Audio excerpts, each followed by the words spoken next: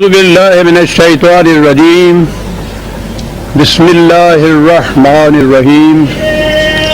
عزیزان ایمان، آج نومبر 1982 کی 26 تاریخ ہے اور درس قرآن کریم کا آغاز سورہ النجم کی آیت 40 سے ہوگا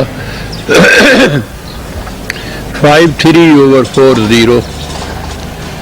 آپ کو یاد ہوگا کہ سابقہ درس میں نے عرض کیا تھا کہ قرآن کریم نے چار لفظوں کی 2 آیتوں میں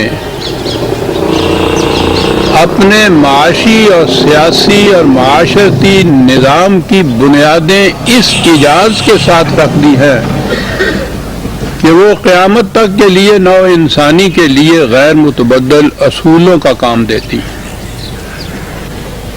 4 لفظوں کی 2 آیتیں، یہی ہے قرآن کی جامعیت کا ثبوت۔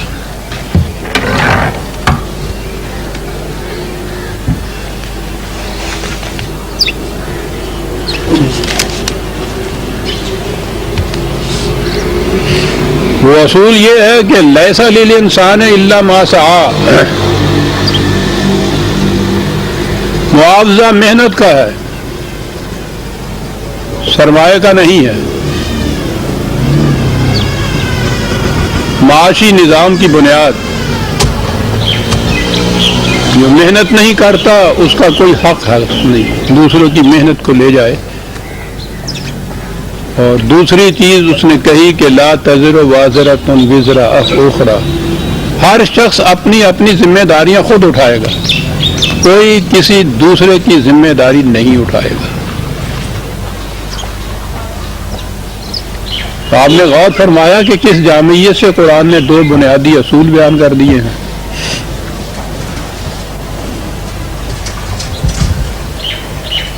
میں نے یہ عرض کیا تھا کہ قرآن کریم صدر اول کے بعد مسلمانوں کے پاس، امت کے پاس محفوظ تھا، یہ آیتیں اس میں موجود تھیں۔ اس کے باوجود جو ہمارے ہاں یہ معاشی نظام سرمایہ دارانہ آ گیا کہ جس میں محنت کرنے والے بیچارے کو تو روٹی تک نصیب نہیں، اور جو محنت نہیں کرتا اس کے کتوں کو وہ کچھ ملتا ہے جو اس غریب کے بیٹوں کو بھی نہیں ملتا۔ وہ سب ذمہ داریاں دوسروں کے سر پہ ڈالی جاتی تھی، یعنی پورا نظام آپ کا جتنا تھا وہ ان اصولوں کے خلاف تھا۔ میں نے عرض کیا تھا کہ یہ سوال پیدا ہوتا ہے کہ یہ قرآن کی آیتیں موجود تھیں، قرآن محفوظ تھا، اور قرآن تو مسلسل امت کے پاس چلا آ رہا ہے، ہر گھر میں قرآن موجود چلا آ رہا ہے، تو پھر ہوا کیا؟ یہ میں نے عرض کیا کہ بس ایک ذرا سی ٹیکنیک انہوں نے اختیار کی اور اس سے سارا ہی یہ قرآن کا نظام الٹ کر رکھ دیا۔ کہا یہ کہ یہ جو قرآن نے کہا ہے نا، یہ قیامت کی بات ہے، وہاں ایسا نہیں ہوگا، یہاں کی بات نہیں ہے۔ یہاں محنت کرنے والے کو کچھ نہیں ملے گا، جو کچھ محنت نہیں کرتا وہ سب کچھ اس کا استحصال سے، سلب و نہب سے چھین کر لے جائے گا۔ یہاں ذمہ داری کسی کی ہوگی، لاد دی جائے گی کسی اور کے اوپر، یہاں تو یہ نظام چلے گا۔ یہ جو نظام قرآن نے کہا ہے نا، یہ در حقیقت قیامت کی بات ہے۔ تو میں نے ایک حصہ اس کا تو پچھلی دفعہ ہی سامنے آ گیا تھا، جو میں نے عرض کیا تھا کہ یہ قیامت کی بات تو ہے وہاں، اس لیے کہ وہاں صرف خدا کا قانون چلتا ہے، لیکن اس نے یہ کہا ہے کہ تمہاری دنیا میں بھی جہاں خدا کے قانون کے مطابق معاشرہ اور نظام قائم ہوگا، وہاں بھی یہی کیفیت ہوگی۔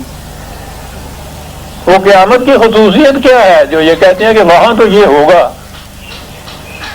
وہاں یہ کیسے ہوگا؟ وَالْأَمْرُ يَوْمَئِذٍ لِلَّهِ، کہ وہاں حکم صرف خدا کا چلے گا، اور یہاں اس نے یہ کہہ دیا کہ اپنے معاشرے میں خدا کا حکم صرف چلاؤ۔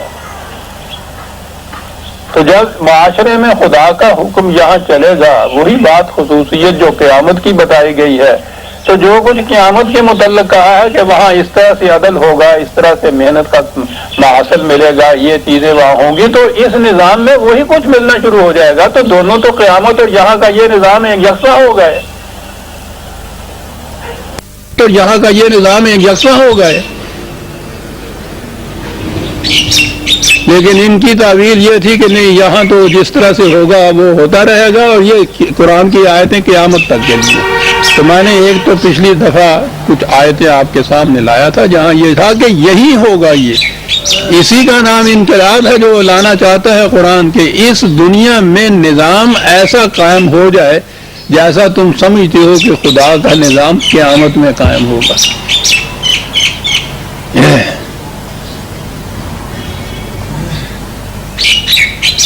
یہی چیز تھی. اقبال نے کہا کہ سخن ز نامہ و میزان دراز تر گفتی، قیامت کے میزان اور عدل اور نامے کا تو بہت لمبی چوڑی باعث سے کہا کہ باتیں تم نے کی. ہزار حیف نہ بینی قیامت موجود، اور یہاں کی قیامت تجھے نظر نہیں آتی، وہاں کی قیامت کی باتیں کرتا ہے تو.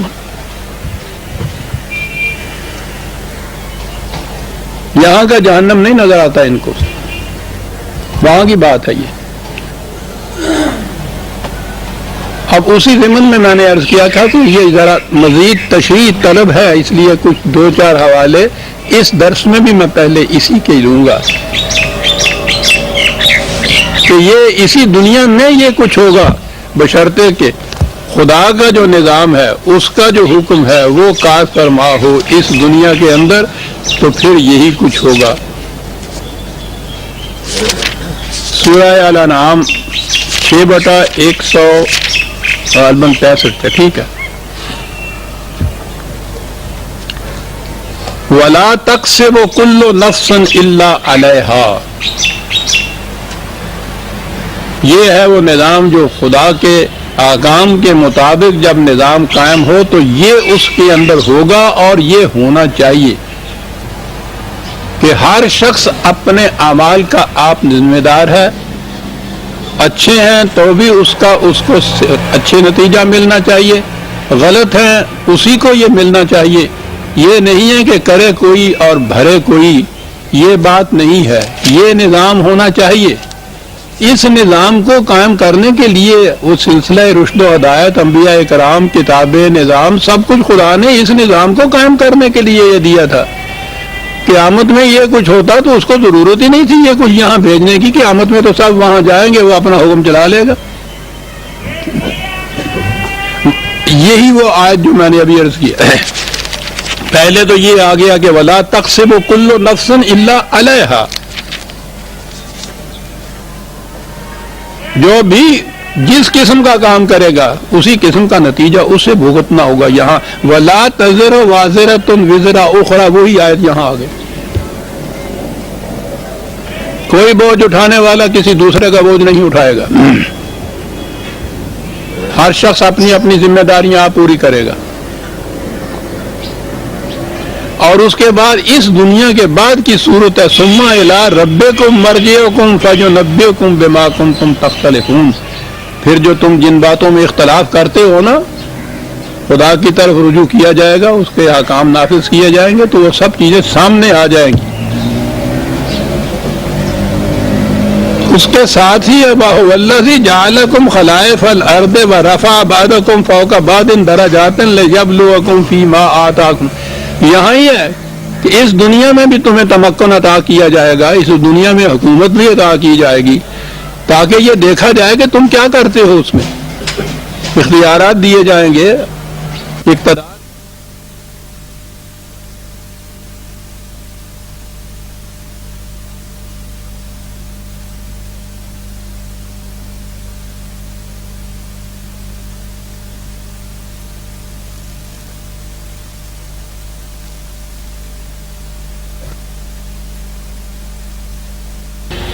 ان ربا کا سریع العقاب، وہ پیچھا کرنے میں بڑی جلدی کرتا ہے، دیر نہیں لگاتا. وہ انسان کے ہر عمل کا نتیجہ تو ساتھ کے ساتھ مرتب ہونا شروع ہو جاتا ہے. یہ الگ بات ہے کہ اس کے قانون مکافات عمل کی روح سے وہ نتیجہ محسوس شکل میں کب ظاہر ہو کر سامنے آتا ہے، اس کے لیے ایک وقت لگتا ہے، وہ مہلت کا وقفہ ہوتا ہے کہ اس میں بھی یہ اگر اس چیز سے باز آ جائے اور اپنی اصلاح کر لے تو پھر انہ لغفور الرحیم وہ حفاظت کا سامان بھی دے دیتا ہے۔ لیکن وہ تو سریع الحساب ہے، ساتھ کے ساتھ عمل کا نتیجہ مرتب ہونا شروع ہو جاتا ہے انسان کے اوپر۔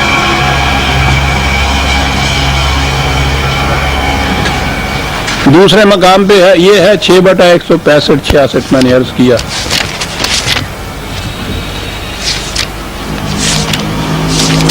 سورہ بنی اسرائیل 17/15۔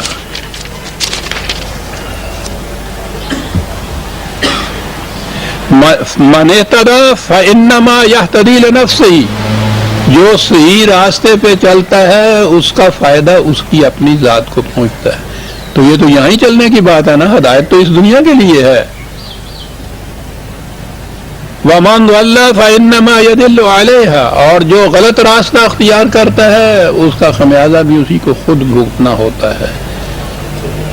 یہ نہیں ہوتا کہ صحیح راستے پہ چلے تو وہ غلط منزل پہ پہنچ جائے، اور غلط راستے پہ چلے اور صحیح منزل پہ پہنچ جائے۔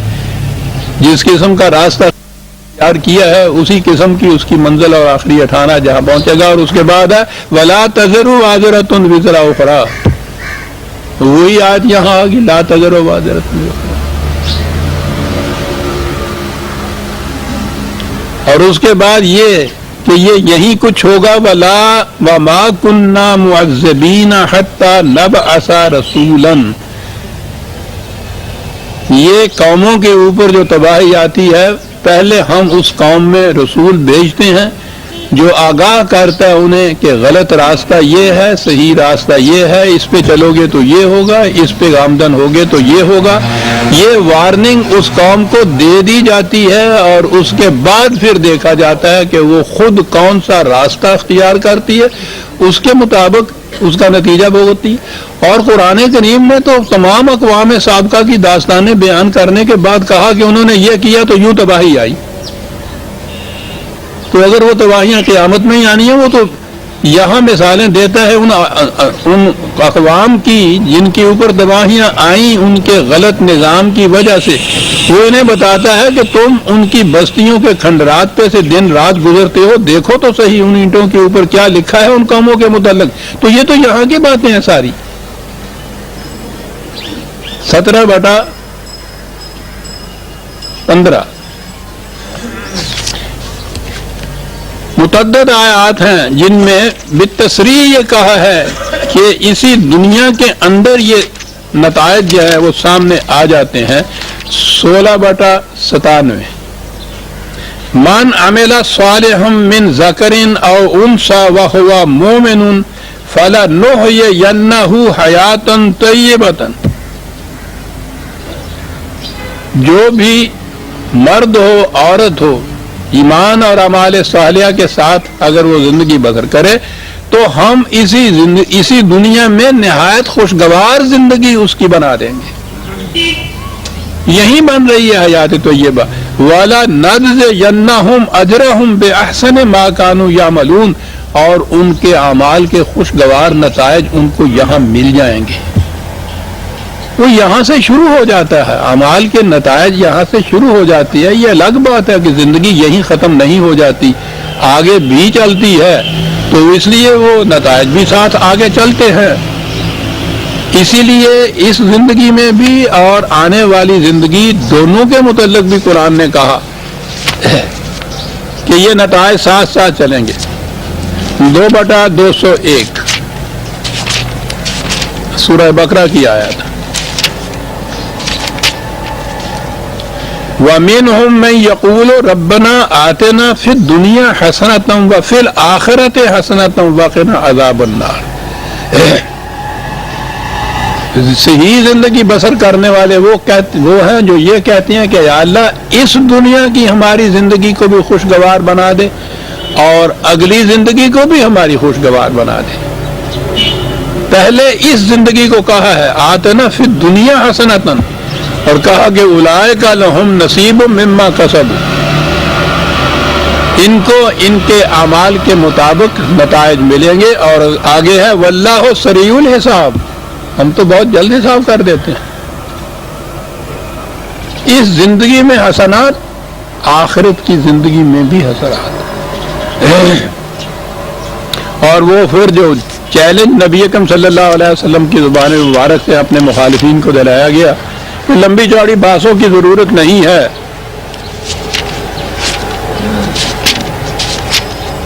میں نے جو کچھ تم سے کہنا تھا کہہ دیا، جو سمجھانا تھا سمجھا دیا.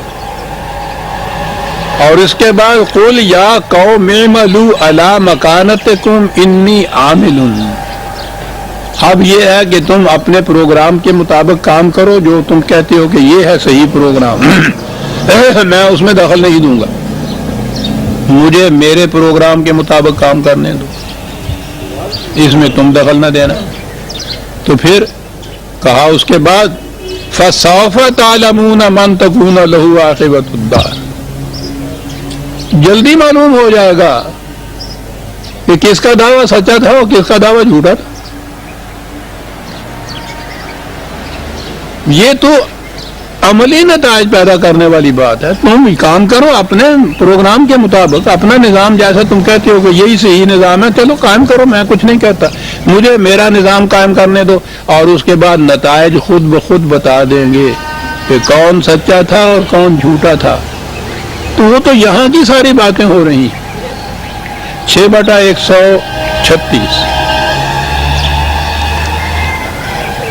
اور یہی متعدد مقامات پر آیا ہے. یہ 11/93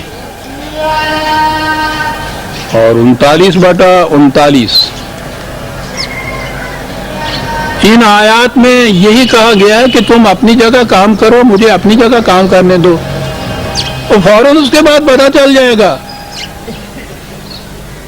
کہ کس کا دعویٰ سچا ہے اور کس کا دعویٰ جھوٹا ہے. یہاں ہی وہ پروگرام ان کو بھی کہتا ہے اپنے پروگرام کے مطابق کام کرو، خود کہتا ہے رسول کہ مجھے میرے پروگرام کے مطابق کام کرنے دو، اس کی راستے میں رکاوٹیں نہ بنو، میں بھی نہیں بنتا، تم بھی نہ بنو، نظر آ جائے گا.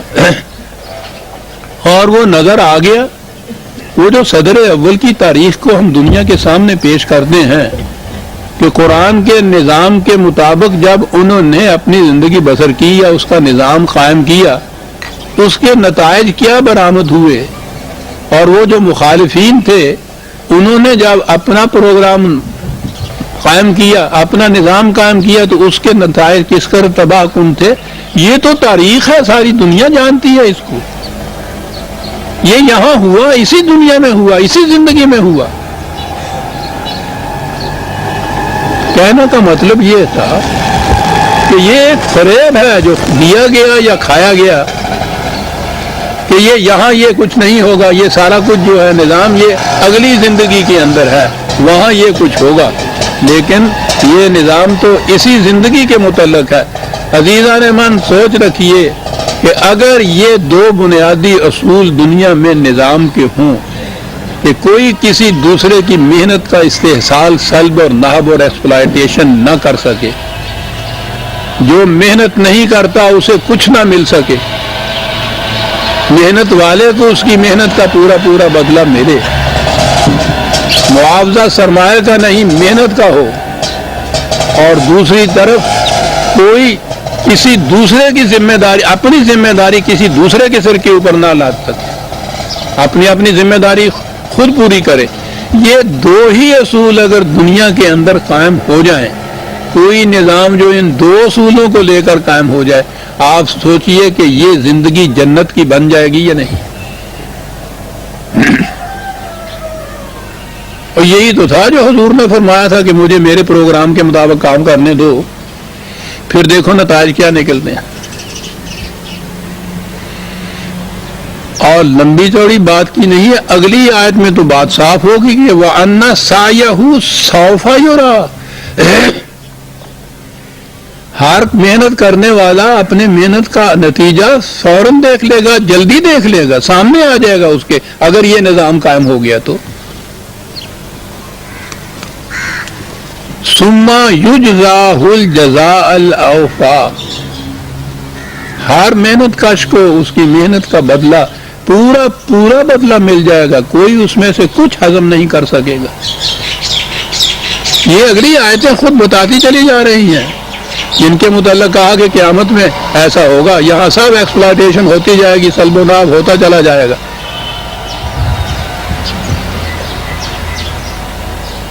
یہ کچھ کیسے ہوگا، کب ہوگا؟ وَأَنَّ إِلَىٰ رَبِّكَ الْمُنتَهَىٰ، جب انجام کار تمہارا نظام جو ہے وہ خدا کے قانون کے مطابق ہوگا۔ اس آیت سے بھی ہمارے ہاں یہ یہاں تصوف والے آ گئے، انہوں نے بتایا یہ کہ یہ سارا یہ خدا کی ہدایت، رشد و ہدایت، قرآن، تعلیم، ساری یہ انسانی زندگی کا مقصود منتہا یہ کہ انسان کی ذات خدا کی ذات میں جا کے مل جائے گی، قصہ ختم۔ یہ جو اس کا الگ وجود ہے، الگ تشخص ہے، یہ ساری تباہیاں، ساری قیامتیں اس لیے اس پہ برپا ہو رہی ہیں۔ منتہا یہ ہوگا کہ یہ انسان کی ذات خدا کی ذات کے اندر جا کے مل جائے گی۔ آپ کو کئی دفعہ میں نے یہ کہا ہے، الفاظ اس طرح سے رائج ہو جاتے ہیں کہ کبھی سوچتے ہم نہیں کہ ان کے معنی کیا ہیں۔ یہ جتنے بڑے بڑے بزرگ فوت ہوتے ہیں نا، تو ان کے متعلق یہ نہیں کہتے وفات پا گئے، وصال ہو گیا حضور۔ یہ وصال کے کیا معنی ہوتے ہیں؟ وصل کے کیا معنی ہوتے ہیں؟ مل جانا دوسروں کے ساتھ۔ یہ وہی تصوف ہے، یکسر قرآن کے خلاف۔ انسان کی ذات ذات خداوندی میں جا کے مل جاتی۔ چلیے قصہ ختم، اعمال، اس کا نتیجہ، جزا، سزا، یہ سارا قصہ ہی ختم۔ تو اس میں جا کے ذات خداوندی میں مل جاتی۔ اور یہ وصال ہوا، تو وصال تو آپ سمجھتے ہیں نا کہ کن معنی میں لیا جاتا ہے۔ تو آپ کو پتا یہ عرس کیا ہوتا ہے؟ یہ دعوت عروسی کے آپ نے بھی دیکھے ہوں گے کارڈ آتے ہیں۔ یہ عروسی کے تو معنی ہم جانتے ہیں، شادی۔ عرس کا لفظ ہم اس معنی میں نہیں لیتے، وہ کچھ وہ اور ہی معنی ہوتے ہیں، وہ تو بات ہی وہی ہے۔ عیسائیت کے اندر یہ جو ننس ہوتی ہیں شادی نہیں کرتی، وہ اسپاؤسز آف جیسس کراتی ہیں، جیسس کی دلہن ہے۔ یہاں تو وہ نہیں ہے وہ سلسلہ، ہمارے ہاں وہاں یو پی کے اندر تھے یہ وارسی ہے جن کو کہتے ہیں، وہ دلہنے بنے ہوئے ہوتے تھے، یہی زعفرانی رنگ کے انہوں نے کپڑے پہنے ہوئے ہوتے تھے، اور وہ اپنے آپ کو خدا کی دلہنیں بناتے تھے۔ یہ عرس کے معنی شادی کے ہیں، اور اس کے ساتھ وصال ہوتا ہے پھر۔ یعنی کس طرح یہ میں الجھ گئی یہ قوم، یہ امت خرافات میں کھو گئی۔ ورنہ بات تو یہ تھی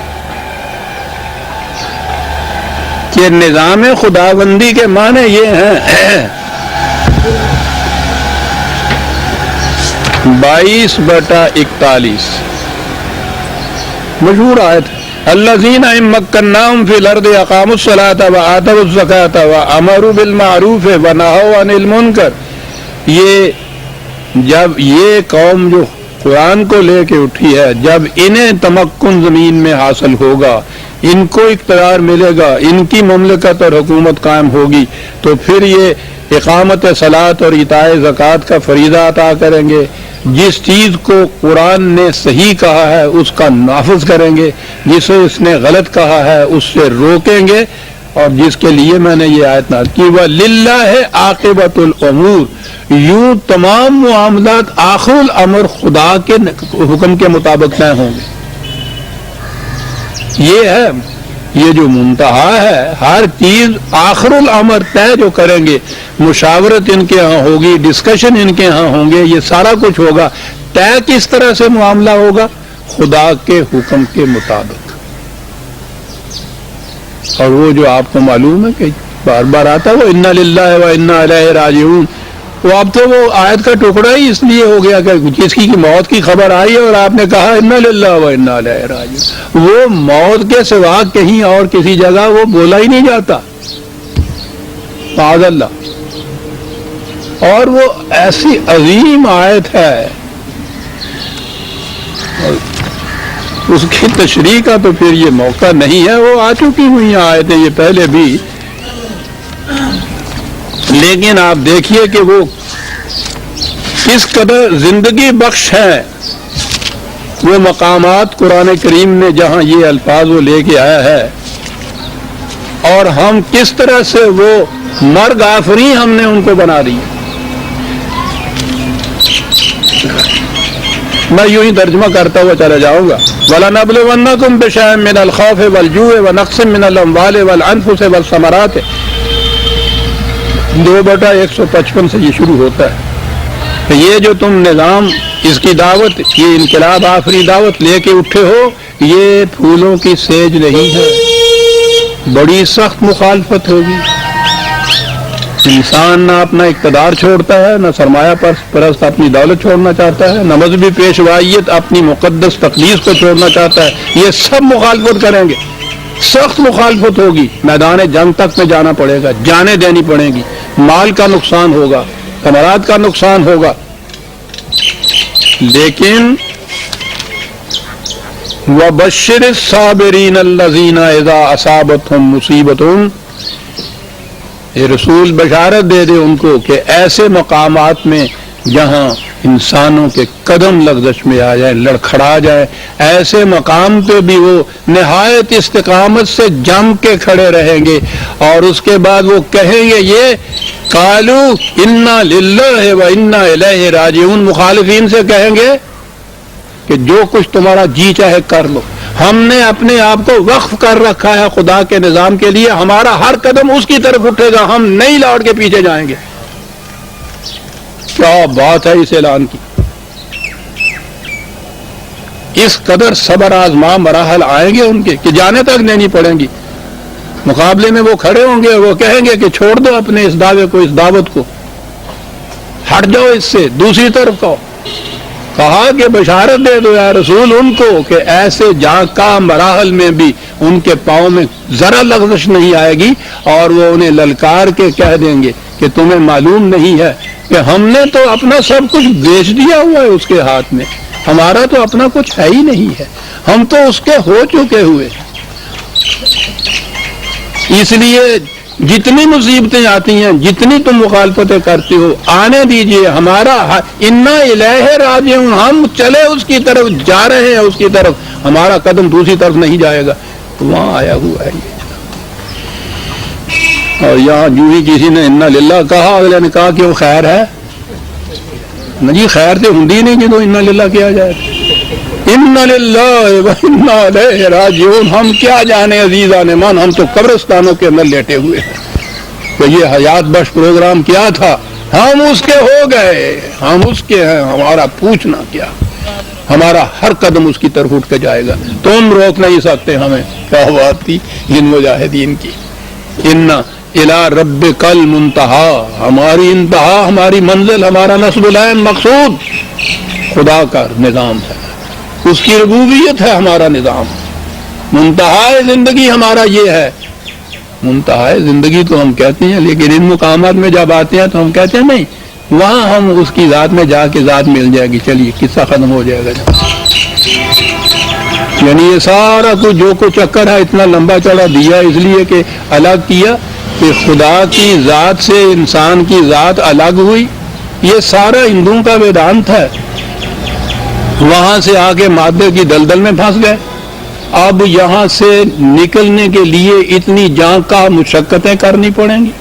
وہ کہتے تھے کہ یہ 32 کروڑ جیون آئیں گے، ان میں سے بھگتتے چلے جائیں گے. انہوں نے کہا کہ یہاں اتنی مشقتیں اٹھانی پڑیں گی. یہ جو مادے کی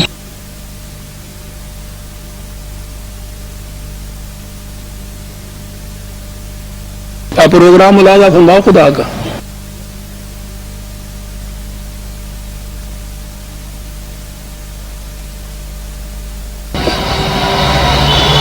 اور یہ حضرات جو ہے مقربین ہوتے ہیں، صاحب بلند ترین والوں سے بھی اونچا درجہ ان کو. الی ربک المنتہا. ہاں کیا خوبصورت ہے اگلی آیت، وَأَنَّهُ هُوَ أَضْحَكَ وَأَبْكَى۔ یاد رکھو زندگی میں وہ زندگی بھی ہے جس میں انسان مسرتوں کے جھولے جھلاتا ہوا، خوشیوں کے راگ گاتا ہوا، ہنستا کھیلتا ہوا آگے جاتا ہے، اور وہ بھی ہے کہ جس میں انسان خود اپنی حالت پہ خون کے آنسو بہاتا ہوا قبرستان میں جاتا ہے، کہتا ہے یہ ہنسانا بھی اس کے قانون کے مطابق ہے، یہ رلانا بھی اس کے قانون کے مطابق ہے۔ اپنے لیے خود سوچ لو کون سی زندگی چاہتے ہو۔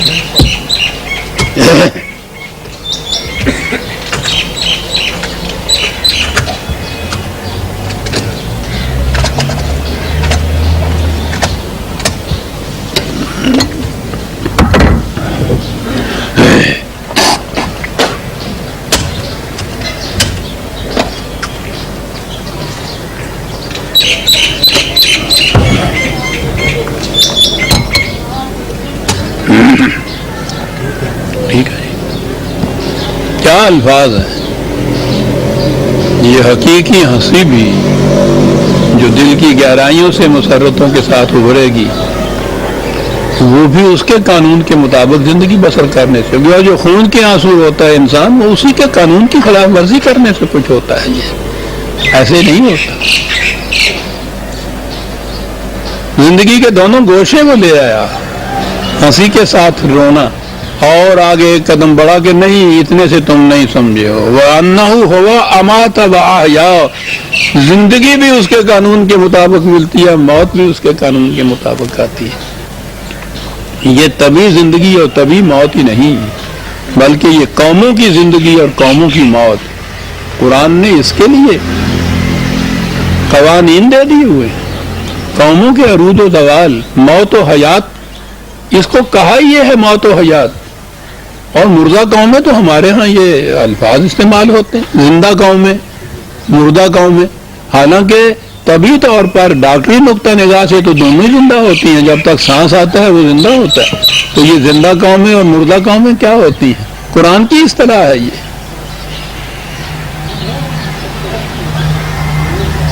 کہا کہ دیکھیے یہاں تک کیسے بات آئی، زندگی کی ابتدا ہوئی، وَأَنَّهُ خَلَقَ الزَّوْجَيْنِ الذَّكَرَ وَالْأُنثَىٰ، زندگی کی ابتدا ہوئی ایک جرثومہ سے، پھر وہ اس کے قانون حیات کے یا ارتقاء کے مطابق وہ دو حصوں کے اندر تبدیل ہوا، پھٹ گیا، من نطفۃ اذا تمنیٰ، وہ پھر حیات انسانی بشریت پیکر کے اندر آیا، تو پھر اس طرح سے جیسے ہمارے ہاں یہ بچے کی پیدائش اور حمل ہوتا ہے ہو گیا، اور اس کے بعد یہ سلسلہ چلا آ رہا تھا۔ میں نے عرض کیا ہے کئی دفعہ کہ یہ جو ارتقاء کا سلسلہ ہے یا ایولیوشن ہے، حیوانات کی سطح تک یہ ایک ہی زندگی، ایک ہی طرح کی زندگی آتی ہے، حیوانات سے آگے جب انسان کے پیکر میں زندگی آتی ہے تو وہاں ایک بہت بڑا انقلاب آتا ہے، اور وہ یہ کہ انسان کو صاحب عقل و شعور بنایا گیا ہے، صاحب اختیار و ارادہ بنایا گیا ہے۔ اس سے پہلے یہ چیز نہیں ہے، حیوانات کی کتنی ہی اونچی سطح کیوں نہ ہو، عقل و شعور اور اختیار و ارادہ یہ وہاں نہیں ہوتا۔ انسان کی زندگی میں یہاں پہنچنے کے بعد پچھلا ارتقائی سلسلہ جو ہے اس کے اندر ایک انقلاب آفری ٹرننگ پوائنٹ جسے کہتے ہیں وہ آتا ہے، بالکل نئی زندگی یہاں ملتی ہے۔ وقت کو تو میں ایکسپلین کروں، اور میں نے اپنی کتابوں میں یہ لکھا ہے کہ یہ یورپ کے ایولیوشن تھیوری والے جو ہیں، ارتقاء کے نظریہ والے، وہ بھی یہ کہتے ہیں کہ درجہ حیوانات سے جب انسانیت کے درجے میں زندگی آئی ہے تو یہاں اس کو وہ کہتے ہیں ایمرجنٹ ایولیوشن، کہ پچھلے سلسلے کے مطابق نہیں یہ ہوتی، یہ ایک فضائی یا ہنگامی چیز ہوتی ہے، اور سے اور کچھ ہو جاتا ہے، بدلے کچھ ایسے اور سے کچھ اور ہو گئے، نہیں بدلے کچھ ایسے طور سے بے طور ہو گئے۔ قرآن نے یہ لفظ استعمال کیا اتوارن کا، کہ یہاں پہنچنے کے بعد ایک اور ہی طور ہو گیا زندگی کا۔ وہ کیا تھا؟ وَأَنَّ عَلَيْهِ النَّشَأَةَ الْأُخْرَى، یہاں آنے کے بعد وہ ایک نشأت ہے، ابھار ہے، نمود ہے زندگی کی بالکل مختلف، زندگی کی پہلی سطح سے بالکل الگ سطح انسان کی. یہاں ذمہ داری اس کے اوپر عائد ہو گئی, وہاں ذمہ داری عائد نہیں ہوتی. کوئی کسی شیر کو پھانسی نہیں دے دیتا کہ اس نے ایک آدمی کو پھاڑ کھایا تھا. کوئی کسی سانپ کو ملزم قرار نہیں دیتا کہ اس نے ایک کو ڈس دیا تھا اور وہ مر گیا تھا. یہ ان کی ذمہ داریاں نہیں ہیں. ذمہ داری کا سوال وہاں آتا ہے جہاں اختیار و ارادہ ہوتا ہے. اور اسی لیے قرآن نے جرم کے لیے پہلی شرط یہ قرار دی ہے کہ اس میں تعمدت قلوبہم, دل کا ارادہ اس کے اندر شامل ہو تو پھر جرم ثابت ہوتا ہے. اختیار و ارادے سے جو کچھ کیا جائے, یہ ہے نئی زندگی جو انسان کو دی ہے, اور اسی سے ذمہ داری اس کے اوپر عائد ہوتی ہے. اسی سے یہ اپنے اعمال کے نتائج کا خود ذمہ دار قرار پاتا ہے. نشأت خبر, اور یہاں پہنچنے کے بعد ربوبیت جو ہے وَأَنَّهُ هُوَ أَغْنَى وَأَقْنَى, یہاں پہنچنے کے بعد اس کی ربوبیت ہے, وہ دیتا ہے, اتنا دیتا ہے کہ کسی کا محتاج نہ رہے. دو لفظ آ گئے. اغنا تو صرف ضرورت کو پورے کرنے کی بات ہے, لیکن آپ نے دیکھا ہے یہ کہ اتنا کچھ ملا ہوا ہوتا ہے, اس کے باوجود حرص انسان کی ختم نہیں ہوتی, لالچ ختم نہیں ہوتا, ہوس ختم نہیں ہوتا. وہ اور آگے بڑھتا ہے, تقاصر ہو جاتا ہے, دوسروں سے آگے بڑھنے کے لیے مارا مارا پھرتا ہے. یعنی اپنے لیے تو زیادہ سے زیادہ 2 روٹیاں کیا. ہم نے تو دیکھا بڑے بڑے دولت مند کروڑوں روپے کے مالک 2 روٹیاں بھی نصیب نہیں ہے, صحت اتنی بگڑی ہوئی ہے. میں نے دیکھا وہ روٹی کے پیچھے ہوتا ہے نا, پھلکے کے پیچھے وہ پردہ سا, وہ پردہ مونگ کے دال کے شوربے میں, شوربہ گوشت کا نہیں, دال کا پانی, اس میں وہ روٹی کا پردہ وہ بھگو کے کھا رہے ہیں کروڑوں روپے کے مالک. میں نے خود دیکھا یہ چیز, نیت نہیں بھرتی. یہ کھا رہے تھے اور وہ منشی یا کلرک یا جو مینیجر تھا اس سے باتیں کر رہے تھے کہ اچھا بھائی وہ فلان جو شیئر آئے تھے نا تو اس میں پروفٹ جو آیا ہے وہ داخل کر لیا تم نے, یعنی نصیب میں اپنے یہ ہے, اور وہ پروفٹ جو لاکھوں کا اس کا حساب کر رہے ہیں. کیا بات قرآن کی. ہوا اغنا و اقنا, وہ دیتا ہے, کھانے کو دیتا ہے, اور وہ کیفیت پھر پیدا کرتا ہے کہ تمہیں اس کے بعد قلب کا اطمینان نصیب ہو جائے.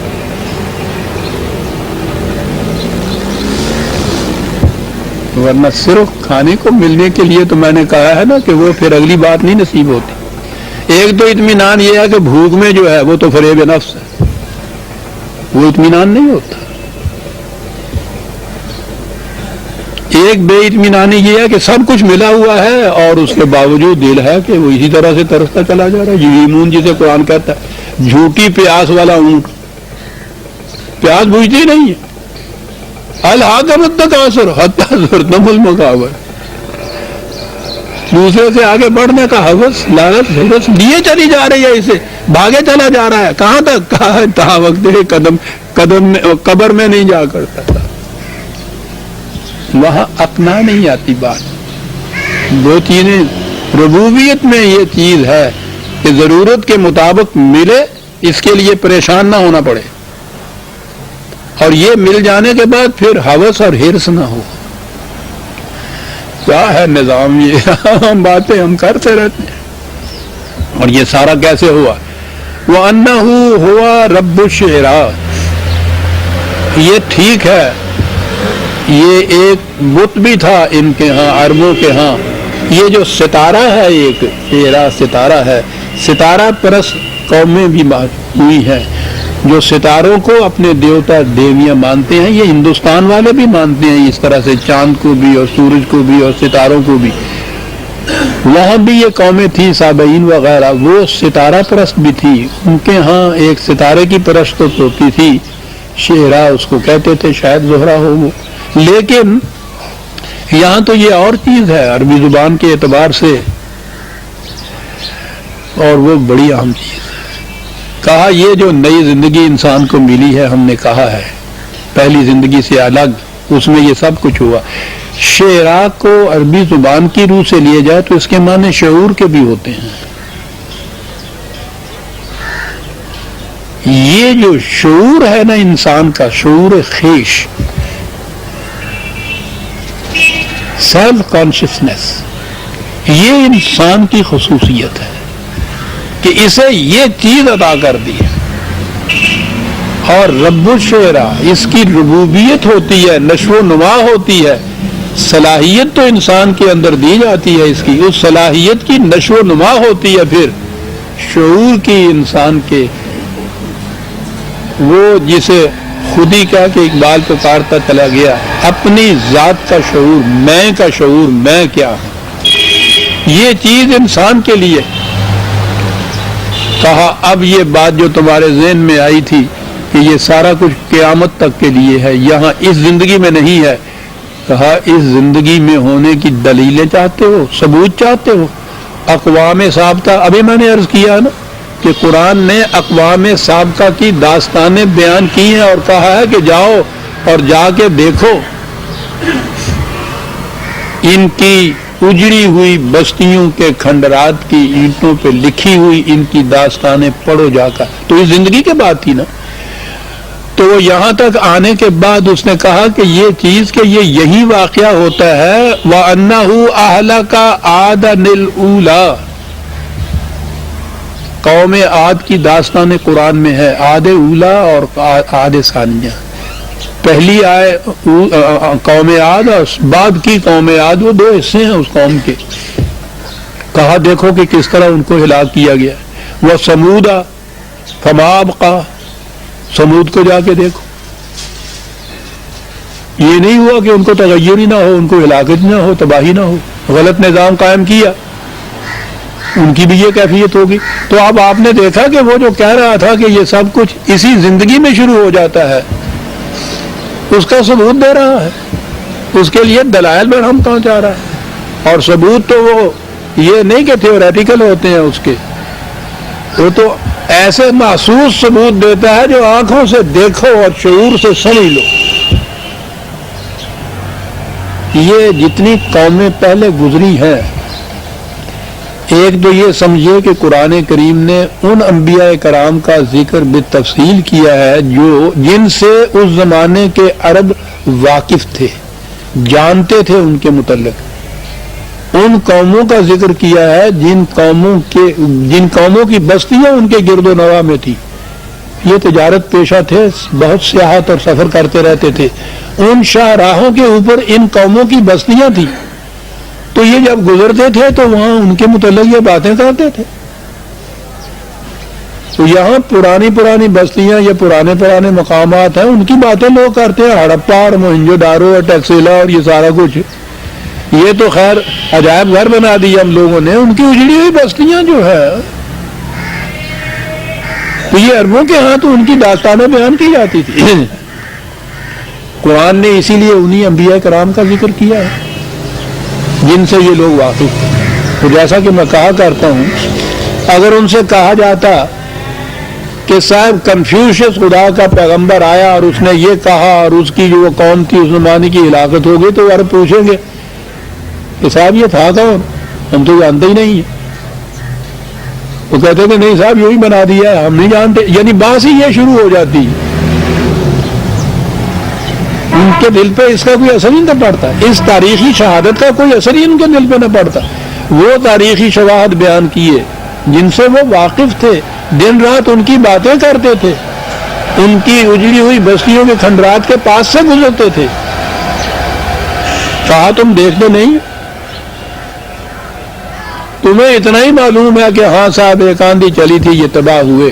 تمہیں یہ معلوم نہیں ہے کہ یہ اس لیے تباہ ہوئے کہ یہ محنت کشوں کی محنت کو سلب کر لیا کرتے تھے. اتنا فرق. تاریخ کے محسوس شواہد تو پڑے ہوئے ہیں دونوں کے سامنے. وہ شعور کی روح سے جو نتیجہ اخذ کرنا ہے وہ مختلف ہو جاتا ہے. یہ جسے آپ اس دور کی مادہ پرستی یا سیکولرزم کہتے ہیں، اس میں یہ ساری چیزیں طبی قانون کے تابع وہ سمجھتی. کہ اس قوم سے یہ غلطی ہوئی، یہ اسٹریٹجک ایرر ہو گئی، اس قسم کا انہوں نے انتظام نہ کیا، وہاں تک کی نگاہ ان کی جاتی ہے۔ یہ کہ اخلاقی طور پر، انسانیت کے طور پر انہوں نے کیا کیا جرائم تھے جو مرتکب جن کے وہ ہوئے اور ان کے نتیجے میں یہ تباہی آئی، یہ چیز نہیں ان کی نگاہ میں آ رہی۔ یہی چیز تھی وہ نزول قرآن کے زمانے میں بھی، نگاہ اس سے آگے نہیں جاتی تھی۔ وہ نتائج اعمال یا مقافات عمل کا جو قانون تھا، اس پہ نگاہ نہیں تھی ان لوگوں کی۔ وہ تو یہ سمجھتے تھے کہ بتوں کو جا کے راضی کیا، ان کی کچھ پرستش کر لی، معاملہ وہ ختم ہو گیا، باقی سارا معاملہ دنیا کے معاملے دنیا دار کی طرح۔ نہیں، یہی کچھ آج کل ہمارے ہاں ہو رہا ہے، ہم خود اسی طرح سے کر رہے ہیں۔ کسی کی نگاہ اس طرف نہیں اٹھ رہی کہ اس نے اپنی کاروباری بندوبست کر لی ہے، مینجمنٹ بڑی صحیح ہے، ایڈمنسٹریشن بالکل ٹھیک ہے، سارے انتظامات یہ کر لیتے ہیں نا کہ اب تباہی نہیں آئے گی۔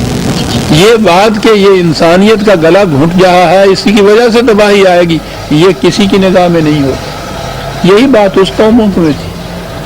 اس نے کہا کہ ان قوموں کے حالات کو دیکھو، وَقَوْمَ نُوحٍ مِّن قَبْلُ، کہا یہ کیوں تباہ ہوئے؟ یہ کچھ انتظام کی خرابی نہیں تھی صرف، انہم کانوا ہم اظلم و اطغا، وہ اس لیے تھی کہ انہوں نے ظلم کیا اور قوانین خداوندی سے سرکشی برتی۔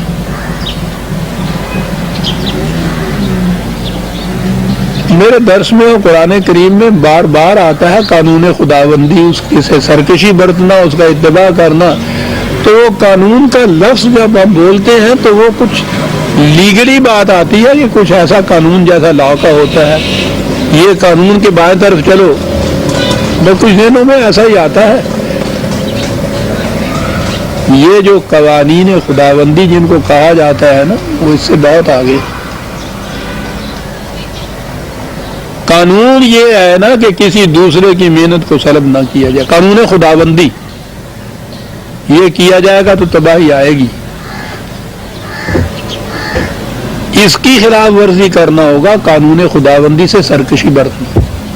قانون خداوندی یہ ہے کہ کسی انسان کی تذلیل نہ کی جائے، کسی کی تحقیر نہ کی جائے، کسی کو ذلیل نہ کیا جائے، یہ قانون خداوندی ہے۔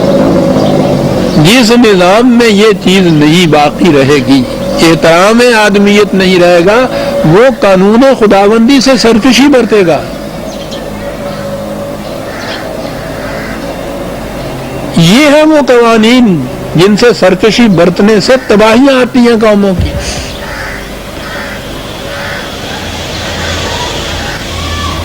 کہا اس لیے وہ تباہ ہوئی کہ انہم کانوا ہم اظلم و اطغا، وہ ظلم کرتے تھے اور قوانین خداوندی سے سرکشی برتتے تھے۔ قوم عاد اور ثمود اور قوم نوح کا ذکر کیا، والمؤتفقۃ اہوا، جتنی بستیاں بھی تباہ ہوئی تمہارے سامنے آتی ہیں، وہ تباہ اس لیے ہوئی تھی کہ فغشاها ما غشا، ان کے غلط اعمال کے نتائج نے ان کو گھیر لیا تھا۔ وہ ہے نا قانون خدا کا، وہ پلڑوں والی بات کہ کس قسم کا پلڑا جھکتا ہے، تباہی لانے والا پلڑا اور زندگی بخشنے والا پلڑا، ان میں وہ جیسا کہتے ہیں کہ وہ پرچیاں ڈالتے ہیں، تو دیکھا یہ جاتا ہے میدان خداوندی میں کہ کسی قوم کا کون سا پلڑا جھکتا ہے۔ اگر ظلم اور استبداد کا پلڑا جھکا ہے تو انہوں نے کچھ جو کام بہتری کے بھی کیے ہیں، سڑکیں بنوائی ہیں جی، پل بنوا دیے ہیں جی، وہ کھیتوں میں ہل چلوا دیے ہیں جی، یہ چیزیں بہتری کی ہیں، لیکن اس کے مقابلے میں دوسری طرف جو پلڑے کے اندر وہ ظلم اور سلب و نہب کا پتھر آیا ہے، اس ایک پتھر نے اس کو ایسا جھکا دیا ہے کہ یہ کچھ حیثیت ہی نہیں رکھتی یہ چیزیں جو تم نے کی۔ ظلم اور سلب و نہب انسانیت کی تحقیر و تذلیل. یہ اتنے بڑے بڑے پتھر ہیں کہ ان میں سے تو ایک پتھر بھی پکڑے کو چکا کے زمین پہ لے جاتا ہے.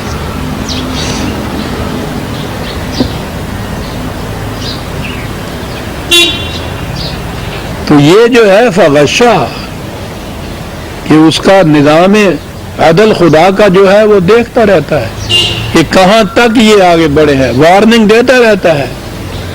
باز آ جاؤ، اب بھی بچ جاؤ گے اگر تم نے تنبیہ حاصل کر لی تو، رک جاؤ، کہتا رہتا ہے ان سے.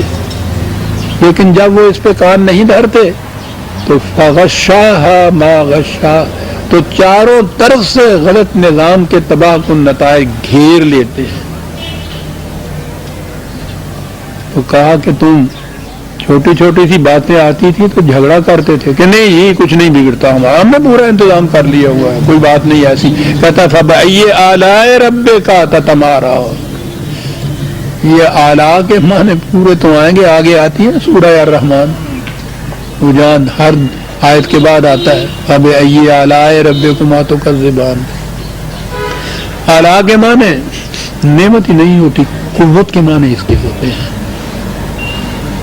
کہا کہ تم جھگڑتے تو بہت ہے کہ ہم نے بہت انتظام کر لیا ہے، ہمارا کوئی کچھ نہیں بگاڑ سکتا. ذرا دیکھو تو صحیح خدا کے قانون مکافات عمل کی قوت کو بھی ذرا دیکھو کس طرح تباہ ہوئی ہے بستی. ہم نے تو کبھی ہسٹری پہ غور ہی نہیں کیا عزیزان امان. قرآن بڑی اہمیت دیتا ہے. Decline and fall of Roman empire کی ایک ہسٹری آپ پڑھ لیجئے کہ بن دیکھیے کہ وہ لوگ ان کے ہسٹورین جو بیان کرتے ہیں وہ یہ کہتے ہیں کہ یہ بات نہیں تھی کہ کوئی انتظامی خرابی آ گئی تھی ان کے ہاں. ان کے ہاں یہ اخلاقی خرابی ہیں جن کو وہ اخلاقی کہتے ہیں. قرآن جنہیں اقدار کہتا ہے، اقدار کی خرابیاں تھیں جن کی وجہ سے اتنی اتنی عظیم قومیں اور تہذیبیں تباہ ہو کے رہ گئے، کھنڈرات ان کے باقی رہ گئے. سب وہ کہا کہ کہو خدا کی کس قوت سب کے متعلق تم جھگڑو گے کہ نہیں صاحب یہ اس کی قوت نہیں ہے، دیکھو تو صحیح ان بستیوں. اور اس کے بعد کہا کہ یہ جو کچھ ہم کہہ رہے ہیں ھذا نذیر من النذر الاولی، کوئی چیز جو پہلے انبیاء کرام کہتے چلے آئے تھے اور وہ آگاہ کرتے چلے آئے تھے، تمہیں وارننگ دیتے چلے آ رہے تھے، وہی وارننگ یہ ہے. اور وہ وارننگ اب یہ ہے کہ ازفت الازفت، پھر وہی بات آ گئی کہ یہ رسول تمہیں گزشتہ 10-15 برس سے یہ کچھ کہہ رہا ہے، تم کان نہیں دھر رہے. وہ آنے والی گھڑی اب آ پہنچی ہے.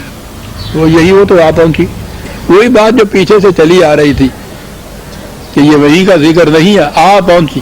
لیس لہا من دون اللہ خاشعۃ، وہ تباہی ایسی ہے کہ خدا کے قانون کے سوا کوئی قوت دنیا کی اس کو روک نہیں سکتی.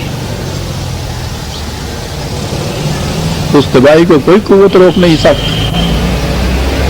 افمن ھذا الحدیث تعجبون، کہا جب ہم یہ بات کہتے ہیں تو تمہیں اس پہ تعجب آتا ہے کہ اتنی بڑی قوت کی مالک قوم، اتنے اتنے ان کے انتظامات، اتنے اتنے ان کی فوجیں، اتنے ان کے اسلحہ، کیا تم کہتے ہو کہ وہ اس لیے تباہ ہو جائیں گی کہ انہوں نے آدمیت کا احترام کھو دیا تھا؟ کیا کہہ رہے ہو؟ کہا تمہیں تعجب آ رہا ہے اس چیز کے اوپر. اور پھر وہی بات، کیا بات ہے وَتَضْحَكُونَ وَلَا تَبْكُونَ، تم اس پہ ہنستے ہو جو کہا جاتا ہے، تم بختو روتے کیوں نہیں؟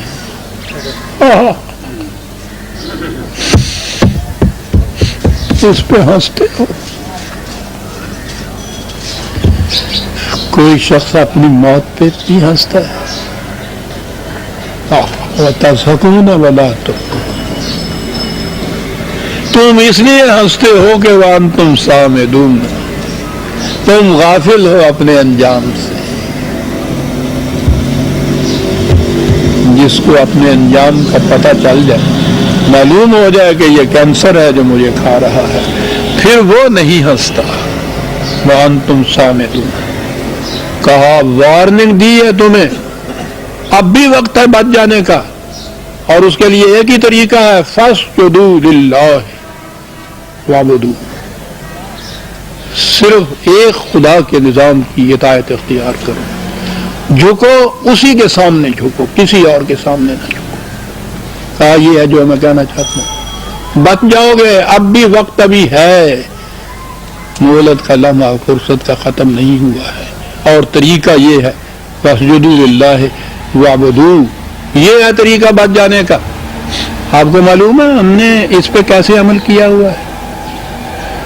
قرآن شریف میں آپ دیکھو، جہاں یہ ہے نا، کئی مقامات پہ یہ چیز آئی ہے، وہاں لکھا ہوا ہوتا ہے کنارے کے اوپر حاشیے میں سجدہ، اور اس کے لیے تلاوت کا حکم ہوتا ہے کہ جہاں یہ آیت آئے نا تو تلاوت کرتے ہوئے قرآن شریف کو ایک طرف رکھ کے تو پھر یہ سجدہ کر لیجیے، سجدہ کر لیا اور پھر آگے چل گئے۔ تو یہ وہ جو خدا نے حکم دیا تھا نا واسجدوا، وہ پورا ہو گیا، اس کی تعویل ہو گئی، چلو پھر آگے چلو قرآن شریف میں جی سجدہ، پھر یہ مسئلے شروع ہو گئے، سجدہ واجب ہو جاتا ہے، سجدہ فرض ہو جاتا ہے، 2 ہونے چاہیے، 1 ہونے چاہیے، پھر یہ واسجدوا کا تعمیل ہو رہی ہے اس کے اوپر، واسجدوا للہ واعبدوہ، پرستش اسی کی کرو، سیدھی بات ہے۔